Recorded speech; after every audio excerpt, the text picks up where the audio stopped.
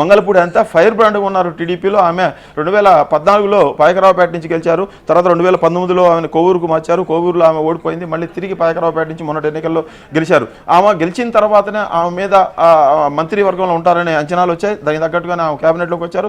క్యాబినెట్లోకి వచ్చిన తర్వాత ఆమెకి హోంశాఖ ఇస్తారనే అంచనాలు, ఎక్స్పెక్టేషన్స్ మొదలయ్యాయి. దానికి తగ్గట్టుగానే ఎస్సీ మాదిగ సామాజిక వర్గానికి సంబంధించిన అనిత 45 ఏళ్ల మహిళకు ఆమెకు హోంశాఖ అప్పగించారు. హోంశాఖ మహిళకు అప్పచెప్పడం అనేది వైఎస్ రాజశేఖర రెడ్డి హయాంలో నుంచి మొదలైంది. ఆయన మొదటిసారిగా ఉమ్మడి రాష్ట్రంలో సబితా ఇందర్రెడ్డికి తొలిసారిగా హోంశాఖ ఇచ్చారు. అంతకుముందు ఈ శాఖలను దేవేందర్ గౌడ్, కోడెల శివప్రసాద్, మర్రి మైసూరారెడ్డి లాంటి వాళ్ళందరూ కూడా నిర్వహించారు. అంటే వాళ్ళందరూ ఈ పదవిని నిర్వహించినప్పుడు సీఎం తర్వాత నెంబర్ 2గా హోంశాఖ ఉండేది. హోంశాఖ ఎవరైతే నిర్వహిస్తారో వాళ్ళకి ఒక వెయిట్ అనేది రాష్ట్ర వ్యాప్తంగా ఉండేది. ఎందుకంటే యూనిఫామ్ సర్వీస్లో ఉన్న పోలీసులందరూ కూడా హోంశాఖ పరిధిలోనే ఉంటారు. వాళ్ళు చెప్పినట్టు చేస్తారు. వాళ్ళంతా కర్రపెత్తనం పోలీసుల్లో ఉంటుంది కాబట్టి అలాంటి కర్రపెత్తనం చేసే వాళ్ళకు బాస్గా, మంత్రిగా ఉన్న వాళ్ళకి ఆ గౌరవం ఉండేది.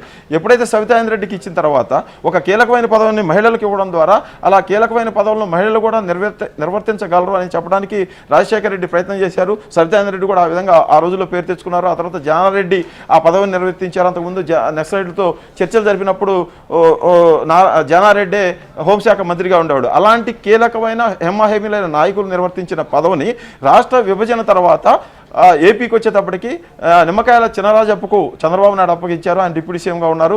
ఆ తర్వాత జగన్మోహన్ రెడ్డి ఆ పదవిని పతిపాడు, గుంటూరు జిల్లా పతిపాడు నుంచి గెలిచిన సుచరితకు అప్పచెప్పారు. ఆయన కూడా తండ్రి పాటలోనే ఒక మహిళకు, ఎస్సీ మహిళకు ఈసారి ఇచ్చి వాళ్ళ తండ్రి కంటే ఒక అడుగు ముందుకేసి రెడ్లకు కాకుండా ఎస్సీలకు కూడా హోంశాఖ నిర్వహించే సత్తా, సామర్థ్యత ఉంటుందని చెప్పారు.